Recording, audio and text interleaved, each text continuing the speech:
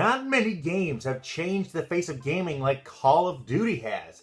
Seemingly everyone has played at least one of these games, and they come out every single year, with many talented game developers now developing them for each November. You can go back and look at all of these Call of Duty games. Each one of these years, these games dominate the sales charts. These are some of the best-selling games of all time. And it's incredible to think that they just keep doing this over and over. Some Call of Duties are better than others, but that doesn't mean they don't all get wildly marketed and talked about in the gaming space each and every year. But there's actually a large amount of Call of Duty games that you may never played or even heard of. I'm your host as always, Kamek Time, and today I want to take a closer look at the forgotten games in the Call of Duty franchise. Many of Call of Duty's younger fan base has no clue that the games they are playing today actually all started back on the PC in 2003. The first game that started the whole franchise was not even released on home consoles at the time. However, the game was eventually ported to the Nokia N-Gage, which was a cell phone gaming system combo that launched around the same time. Of all the oddball Call of Duty games, the N-Gage version on the original is by far the strangest and probably the least talked about in the Call of Duty community.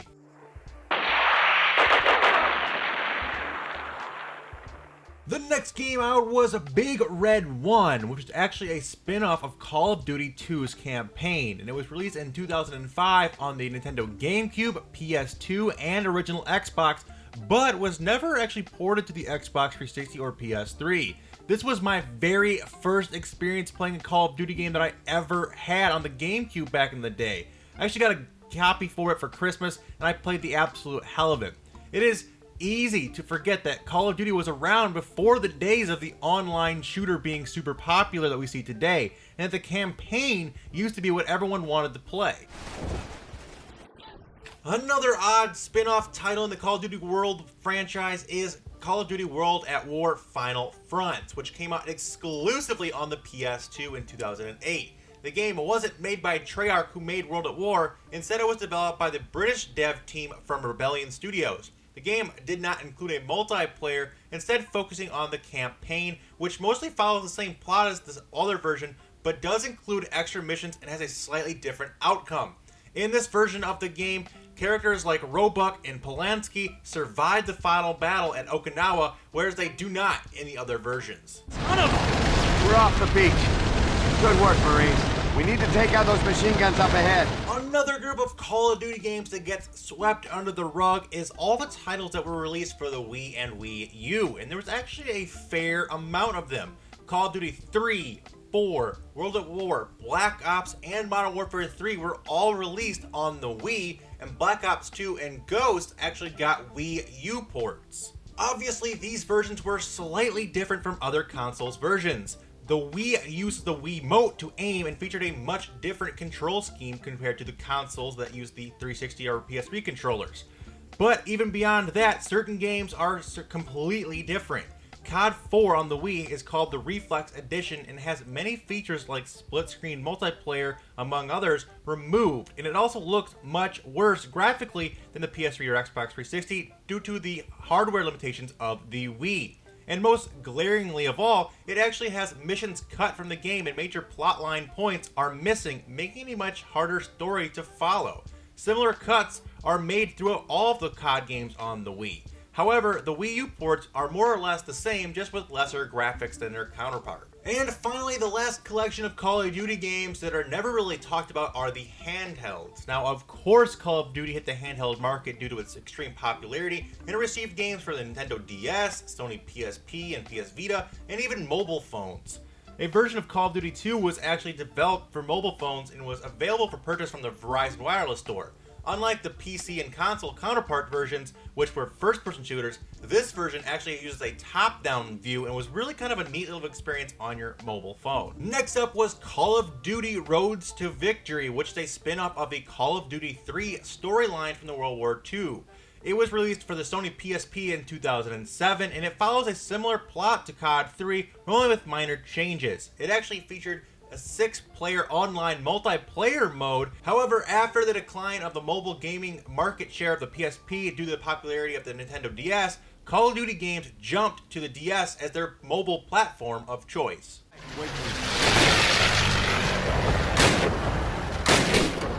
The first Nintendo DS game was called Modern Warfare Mobilized and was released on the Nintendo DS in 2007, but is a completely separate storyline than the console versions. It follows a mostly unnamed SAS and American soldier team. This version focuses less on the main attempts to end the conflict and more on the supporting role of various other soldiers who played a part in that same war.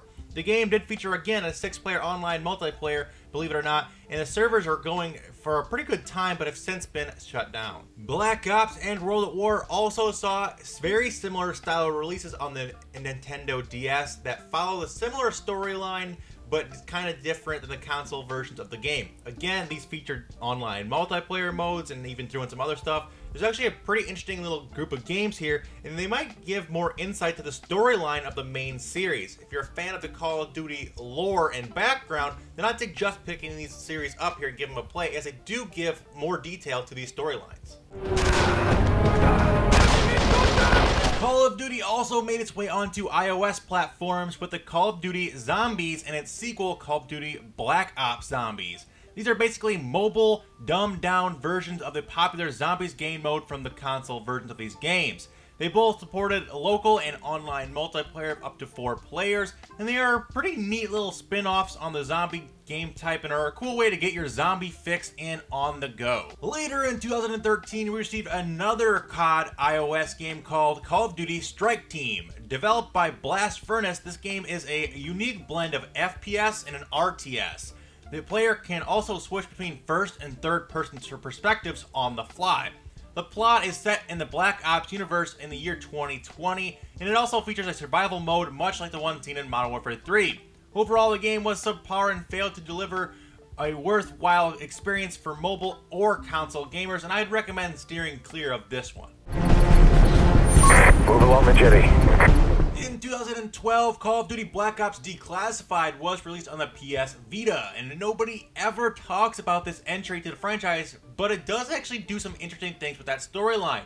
The game takes place in between the events of Black Ops 1 and Black Ops 2. The CIA is reviewing the previously classified files on operatives Alex Mason, Frank Woods, and their handler Jason Hudson.